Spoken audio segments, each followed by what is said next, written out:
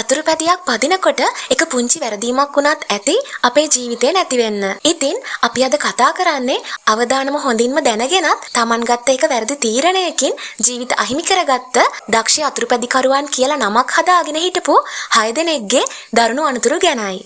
පළමු සිදුවීම තප්පර 4ක විනාශය. ඔහු සැරේ ප්‍රදේශයේ පදිංචිව හිටපු වයස අවුරුදු 50ක අත්දැකීම් බහුල යතුරුපැදිකරුවෙක්.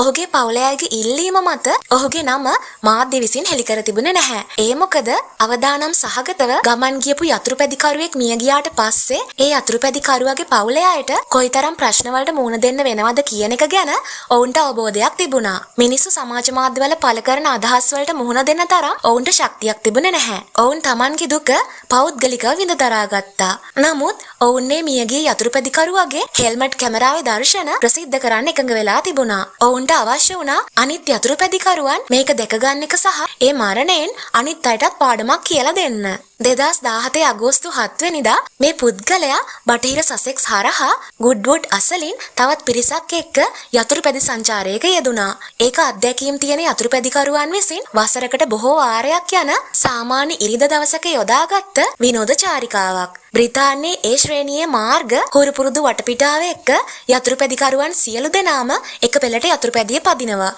ඉතින් අපි කතා කරන මේ පුද්ගලයා හිටියේ හැමෝටම ඉදිරියෙන්. හොඳ දවසක මතකයන් එකතු කරගන්න යතුරුපැදිකරුවන් සාමාන්‍යයෙන් කරනවා වගේ ඔහුගේ කැමරාව ක්‍රියාත්මක වෙලයි තිබුණේ.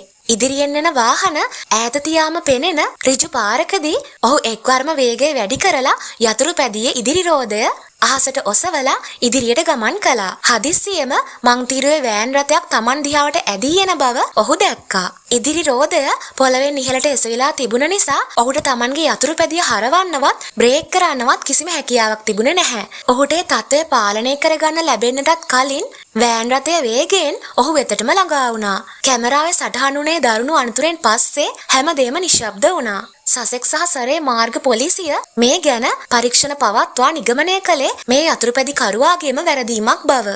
ඉතින් එය ඉදිරියෙන් වාහන එද්දී හිතන්නේ නැතුව සිදු කරගත්ත අනතුරක්. වෑන් රථයේ රියදුරාට කිසිදු චෝදනාවක් එල්ලුනේ නැහැ. පවුලේ අයගේ අවසරය ඇතුව මාර්ග ආරක්ෂණ ව්‍යාපාරික කොටසක් ලෙස පොලිසිය මේ දර්ශන ප්‍රසිද්ධියට පත් කළා. යතුරුපැදියකට ඒවාට දිය යුතු ගෞරවය සහ අවධානය දිය යුතුමයි. එහෙම නොවුනොත් ප්‍රතිඵලය වෙන්නේ මෙන්න මේ වගේ විනාශයක් කියලා සර්ජන් ෆිල් බැට්මන් මේ ගැන ප්‍රකාශ කළා තිබුණා. ඉතින් ඒ අනුව මේ දර්ශන ලක්ෂ ගණනක් මිනිසුන් නරඹා තිබෙනවා. මේ මරණකරුවා අත්දැකීම් බහුල යතුරුපැදිකරුවෙකු වෙන්න Tamanගේ ජීවිතෙන් වසර 50ක් කැප කළා. හැබැයි වැරදි පාරක Tamanගේ දක්ෂතා පෙන්වන්න ගිය තප්පර 4ක වැනි සුළු කාලයකින් ඔහුට ඒ විදියට මෙලොවින් සමුගන්න සිදු වුණා.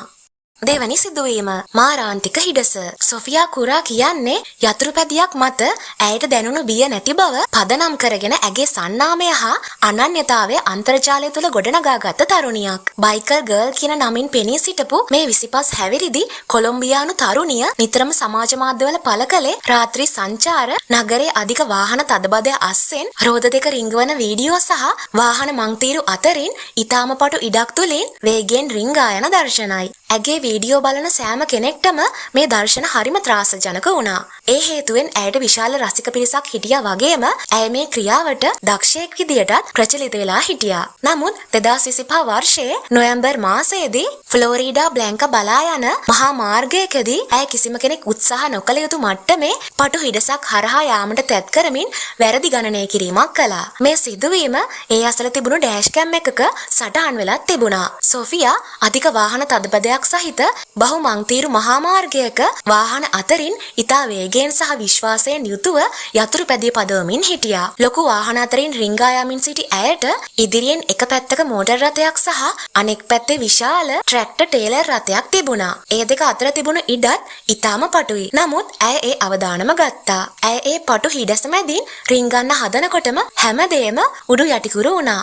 යතුරුපැදිය යම් තරමකින් ගැස්සුණාද ට්‍රක් රථයෙන් ආපු දැඩි සුළං ප්‍රවාහයකට ඇයව අසු වුණාද නැත්නම් ගණනය කිරීමකදී ඇගෙන් සුළු වැරැද්දක් සිදු වුණාද කියන්න කවුරුත් දැනගෙන හිටියේ නැහැ. ක්ෂණිකවම ඇය ඒ පටු මාවත මැදදීම පාරට ඇද වැටුණා. ඒ ට්‍රැක්ටර් ට්‍රේලර් රථයට බ්‍රේක් ගහලා නවත්තන්න තරම් කාලයක් තිබුණේ නැහැ වගේම ඇය වැටුණු තැන රියදුරාට පෙනෙන මානයක තිබුණෙත් නැහැ. ඒ විදියට ඇය ඒ ට්‍රක් රථයේ රෝදවලට යට වුණා. ඉතින් ඇයට ජීවත් වීමට කිසිදු ඉඩක් ඉතිරි වුණේ නැහැ. හදිසි සහන සේවා පැමිණියත් කල හැකි දෙයක් තිබුණෙත් නැහැ. ඒ අනුව ට්‍රක් රථයේ රියදුරාටත් කිසිදු චෝදනාවක් එල්ලුණේ නැහැ. මේ ගැන කොලොම්බියානු මාධ්‍ය වාර්තා කළ තිබුණේ මේ අනතුර සම්පූර්ණයෙන්ම ඇය විසින්ම ගත්ත තීරණයක ප්‍රතිඵලයක් මිස අන් කෙනෙකුගේ වැරදීමක් නොවන බවයි. ඇය යතුරුපැදියෙන් බිමට වැටුණා වගේම ඇයව ට්‍රැක්ටර් ට්‍රේලර් රථයේ ගැටුණා කියා ඉන්සයිට් එඩිෂන් ආයතනය ඇගේ මරණය ඉතා කෙටි පැහැදිලි වාක්‍යයකින් වාර්තා කර තිබුණා. සාමාන්‍ය මාර්ග අනතුරකදී ලැබෙන අවධානයට වඩා වැඩි මාධ්‍ය අවධානයක් මේ සිදුවීමට ලැබුණා.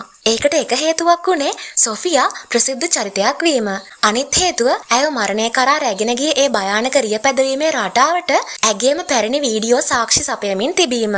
ඇයගේ රසිකයන් ඇයගේ පැරණි වීඩියෝ නැවත නැවත ෂෙයා කරමින් අගය කරද්දී තවත් පිරිසක් එහි තිබූ භයානකකම පෙන්වා දුන්නා. මහා මාර්ගයක සාමාන්‍ය කාර් එකක් සහ විශාල ලොරියක් අතර තියෙන හිඩැස කියන්නේ තවත් එක් මංතීරුවක් නෙවෙයි. සොෆියා තමන්ගේ මුළු වෘත්තීය ජීවිතය පුරාම මේ වගේ මාර්ග අනතුරු මැදින් යතුරුපැදිය පැදෙව්වා. ඒ අතරම එහි වීඩියෝ එකක් කරන්න පුළුවන් තරමටම ඒක ආරක්ෂිතයි වගේ පෙන්වන්න ඇය සමත් වී සිටියා කියලයි ගොඩක් දෙනා ප්‍රකාශ කරලා තිබුණේ.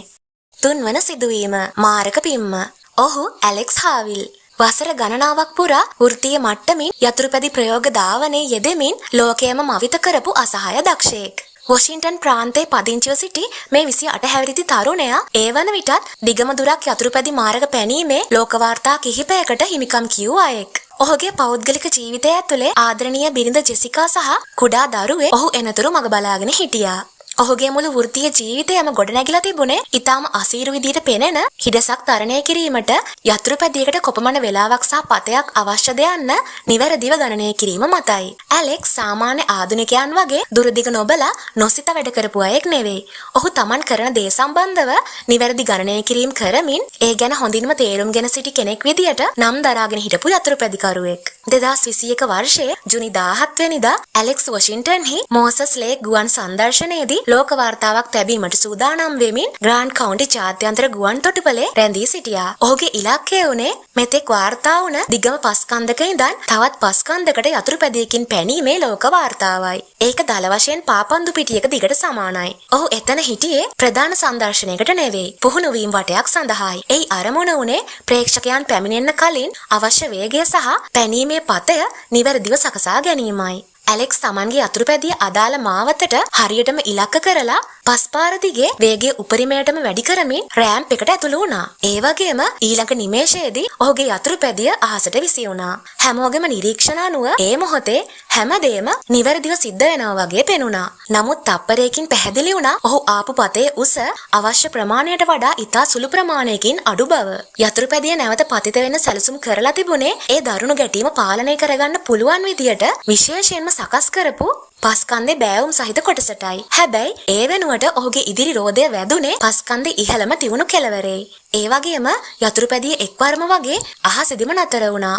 නමුත් ඇලෙක්ස් නතර වුණේ නැහැ. ඔහු අඩි 20ක් විතර ඈතට විසි වෙලා ගියා. පාරට වැටෙනවත් එක්කම ඔහුගේ හෙල්මට් එක ගැලවී ගියා. එතන හිටපු වෛද්‍ය කණ්ඩායමක් තප්පර කිහිපයකින් ඔහු වෙතට ළඟා වුණා. නමුත් සිරුරේ අභ්‍යන්තරයට සිද්ධ වෙච්ච දරුණු තුවාල නිසා ඔහු ගිලන් රථයේ තුලදී හෝ ඊට සුළු මොහොතකට පස්සේ මිය ගිහින් හිටියා. මේ මරණයේදීත් කිසිවෙකුට චෝදනා එල්ල වුණේ නැහැ. ගුවන් සංදර්ශන සංවිධායකින් ඔහු වෙනුවෙන් උපහාර දැක්වුවා. CBS නාලිකාව ඔහුගේ මරණය ඍජුවම වාර්තා කර සිටියේ වොෂින්ටන්හි මෝසස් ලේක්හිදී මෝටර් පැනීමේ ලෝක වාර්තාවක් ලැබීමට උත්සාහ කිරීමේදී සිදුවෙච්ච අනතුරකින් ඇලෙක්ස් හාවිල් මිය ගොස් තිබේ කියායි. මේ අනතුර ගැන කෙරුණ එක් විශ්ලේෂණයක සඳහන් වුණේ අනතුර සිදුවන මොහොතේ යතුරුපැදියේ හැන්ඩල් බාර් එක ඔහුගේ සිරුරේ වැදුන පහර දරාගත නොහැකි තරම් දරුණු අභ්‍යන්තර තුවාල සිදු කර ඇති බවයි. අපි කලින් කතා කරපු අනිත් අයට වඩා ඇලෙක්ස්ගේ මේ ඛේදවාචකය සම්පූර්ණයෙන්ම වෙනස් වෙනවා. මොකද ඔහු Tamanගේ නොසැලකිලිමත්කම නිසා අනතුරක් කරගත්ත කෙනෙක් නෙවෙයි. ඔහු මේ පැනීම ඉතාමත් නිවැරදිව ගණනය කරලා උපරිමෙන්ම සූදානම් වෙලා හිටියේ. නමුත් ලෝක වාර්තාවක් තබන මට්ටමේ මාරක පැනීමකදී පොඩි හෝ වැරදීමක් වෙන්න තියෙන ඉඩකඩ අතිශය කුඩායි. වේගයේ සිදුවන සුළු වෙනසක් නැත්තම් රෑම්ප් එකේ අංශයක විතර වෙනසක් වුණත් සාර්ථකව පොළවට පතිත වීම සහ මාර්ග අනතුරක් අතර වෙනස තීරණය කරන්නේ එකම එක අඟල් කිහිපයකින් විතරයි. 4 සිදුවීම ගම් වතුර සහ පියාගේ මතකය. ඩැරන් හයිමන් කියන්නේ දකුණු ඔස්ට්‍රේලියාවේ කැඩිනා ප්‍රදේශයේ පදිංචිව හිටපු 47 හැවිරිදි මිකෑනික්වරයෙක් සහ සංගීතඥයෙක්. ඔහු දරුවන් 6 දෙනෙකුගේ පියෙක්. ඒ වගේම මුළු ගමකටම ඔහුගේ අඩුව තදින්ම දැනෙන තරමටම කා සමගත් සුහදව ජීවත් වුණ කෙනෙක්. ඔහු බෑන්ඩ් වල සින්දු කිව්වා, වාහන හැදුවා. මේ සෑම දෙයක්ම ඔහු විසින් සිදු කළා. 2026 වර්ෂයේ පෙබරවාරි 22 වෙනිදා ඔහු සහභාගී වෙමින් හිටියේ මීට වසර 2කට පෙර එම ප්‍රදේශයේදීම සිදුවෙච්ච අනතුරකින් මියගිය තමන්ගේම පියා සිහිපත් කිරීම සඳහා සංවිධානය කර තිබූ සමරු යතුරුපැදි සංචාරයකටයි. ඔහුගේ කණ්ඩායම යන්යානා හෝටලෙන් ගමන ආරම්භ කරලා ඔරපරින්නා සහ කැරීටන් අතර පිහිටලා තිබුණ ආර්.එම්. විලියම්ස් වේ මාර්ගය ඔස්සේ සදර්න් ෆ්ලින්ඩර්ස් රේන්ජර්ස් කඳුකර ප්‍රදේශය දෙසට ගමන් කරමින් හිටියා. ඒ දිනවල ප්‍රදේශයට තදින්ම වැසි ඇදහැලමින් තිබූ නිසා මාර්ග කිහිපයක්ම ගම් වතුරෙන් යට වී තිබුණා. ෆොග්ඩන් කීක් නම් දොළපාර අසලදී පාර හරහා ඉතාම වේගෙන් සහ තදින් ජලය ගලා යන ස්ථානයකට මේ පිරිස ළඟා වුණා. මුලින්ම එතනින් මෝටර් රථයක් පාර හරහා මාරු වුණා. ඊට පස්සේ තවත් එක් යතුරුපැදියක් ඒ හරහා ආරක්ෂිත ගියා. වතුර මට්ටම බැලූ බැල්මට පාලනය කරගත හැකි මට්ටමක තිබුණ නිසා ඩැරන් තමන්ගේ යතුරුපැදිය වතුරට දැම්මා. මෝටර් රථයක් සහ අනිත් යතුරුපැදිය මුලින්ම පාර මාරු වුණ නිසා එතනින් යාම ආරක්ෂිතයි කියලා ඩැරන් හිතන්නේ නැති කියලයි ඒ අසල තිබුණ පබ් එකක අයිතිකාරයෙක් වෙච්ච ගැරි ලෝ මේ ගැන ප්‍රකාශ කර හිටියේ. නමුත් වතුර මැදට යද්දීම යතුරුපැදියේ රෝද ලිස්සා ගිහින් ඔහු බිම ඇද වැටුණා. ඩැරන් සහ අනිත් අය උත්සාහ කළේ ගලා යන වතුර මැදදීම යතුරුපැදිය කෙලින් කරගෙන ඉදිරියට යන්නයි. නමුත් ඒ මොහොතේම එක්වරම ආපු සැඩ වතුර පහරක් ඔවුන් වෙතට ආවා. ඩැරන්ගේ බූට් සපත්තු ලිස්සා ගියා වගේම වතුර පාරට හසු වෙච්ච ඔහුව පහළට ගහගෙන ගිහින් තිබුණා. උදෑසන 9:30ට විතර හදිසි සහන සේවා කැඳවා තිබුණා. පස්සේ සිදු කරපු සෙවීම් වලදී දොළපාර පහළ තිබිලා ඔහුගේ සිරුර හොයාගන්න හැකි වෙලා තිබුණා. ඔහු මිය ගිහින් තිබුණේ දියේ ගිලීමෙන්. තමන්ගේ පියාට උපහාර දක්වන්න ගිය ඒ ගමන මීට වසර 2කට පෙර පියාගේ ජීවිතය අහිමි වුණ ආකාරයටම රටේ එකම පළාතක එකම වගේ පාරකදී ඊටාම ඛේදනීය ලෙස ඔහුගේ ජීවිතයත් උදුරා ගනිමින් කෙලවර වුණේ ඒ විදියටයි. ඔහුගේ සහෝදරිය වන කයිලි ෆෝලි පසුව ඔහු ගැන මෙසේ ප්‍රකාශ කර තිබුණා. ඔයා අපෙන් සමුගත්තේ හරිම ඉක්මනින්. හැබැයි කිසිම දවසක අපිට ඔයාව අමතක වෙන්නේ නැහැ. අපිට තාත්තව කලින්ම නැති වුණා.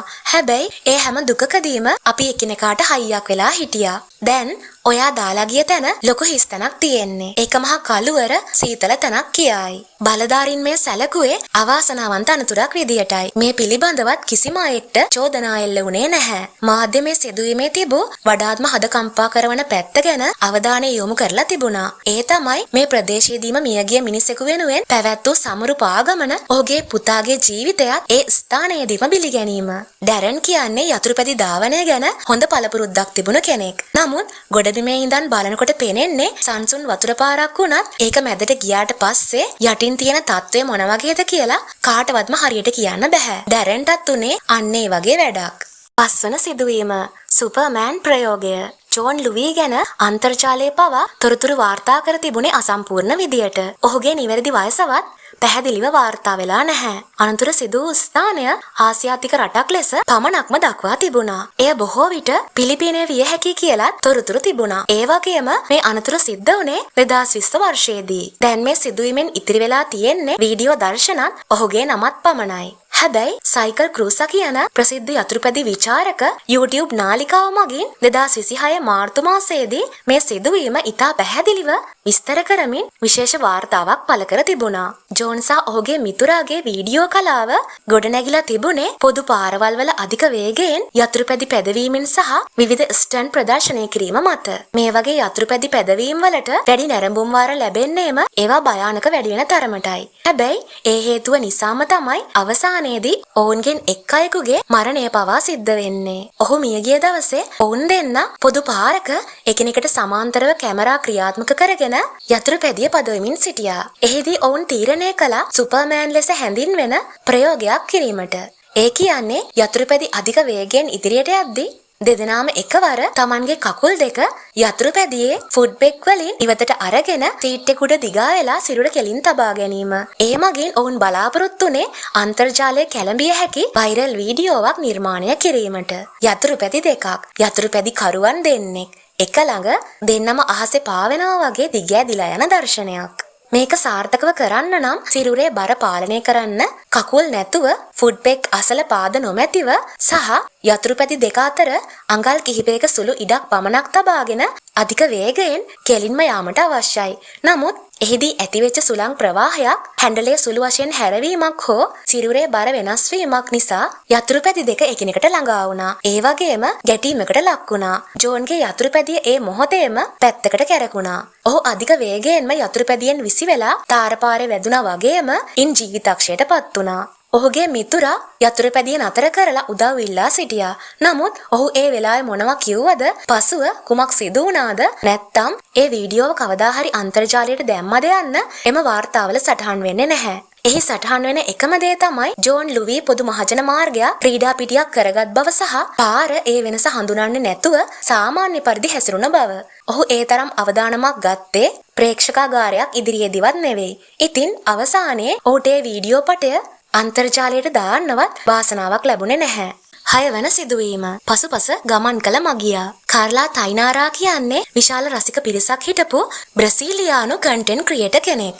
ඇය වඩාත් ප්‍රසිද්ධ වුණේ ඇගේ ජීවන රටාව ඇතුළත් පෝස්ට් නිසා සහ එක්වරම ප්‍රසිද්ධ මෙන්ම ඉතා සුහදශීලී චරිතයක් ලෙස සමාජ මාධ්‍ය තුල කැපී පෙනුණ නිසා. බ්‍රසීලියානු මාධ්‍ය ඇයව හඳුන්වා දුන්නේ සෑම විටම සතුටින් සිනාසෙමින් සිටින තැනැත්තියක් ලෙසයි. ඇගේ මරණයේ ඇති දරුණු බව තවදුරටත් තදින් දැනෙන්නට සැලැස්වීම සඳහා එම වචනය මාධ්‍ය වාර්තාවල නිතරම භාවිතා කරලා තිබුණා. 2026 වර්ෂයේ මාර්තු මාසයේ මුල් භාගයේ එක් රාත්‍රියක කාර්ලා සාවෝ පාවුලෝ ප්‍රාන්තයේ ඉගරපාවා හරහා ඇගේ පෙම්වතාගේ යතුරුපැදියේ පසුපස අසුනේ වාඩි වී ගමන් කරමින් හිටියා.